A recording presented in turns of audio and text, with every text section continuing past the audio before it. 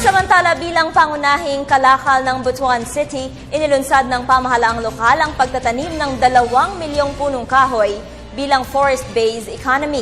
Layon ng proyekto na bukod sa proteksyon sa hagupit ng kalikasan, mapapakinabangan na ang mga itinatanim na puno sa loob lamang ng ilang taon. Para sa detalye, balitaan mo kami Eddie Arellano ng PTV Davao. Layunin ngayon ng pamahalaang lokal ng lungsod ng Butuan na gawing forest city ito na makinabang at kumita ang lahat ng mga mamamayan pagdating ng taong 2020. Ayon kay Mayor Ferdinand Jun Amaya, na dahil timber-based ang ekonomiya ng lungsod noong nagdaang mga taon, nilalayon niya na ibalik ito sa pamamagitan ng pagtanim ng 2 milyong puno ng iba-ibang klaseng mga kahoy.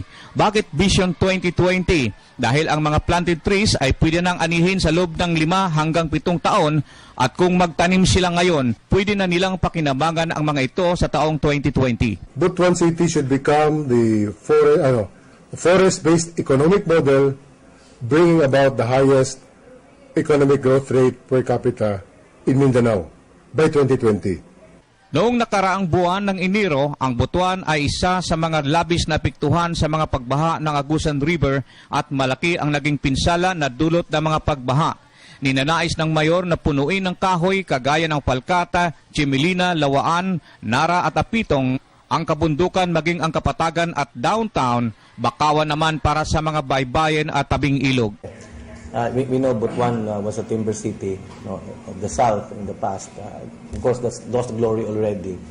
And we're happy that the city government's vision now is to establish a forest city by 2020. And the Congressional Office's initiative have also been very much related to this. Kung noon, pagtatanim lamang ang obligasyon ng mga stakeholders, ngayon pati ang pag-aalaga at pagpapalaki ang kanilang gagawin. Magbibigay naman ng livelihood assistance ang pamahalaang lokal sa mga sumasali sa naturang programa, kagaya ng KBP Butuan kung saan hog raising ang kanilang proyekto habang kanilang aalagaan ang 10 ektaryang kanilang tataniman.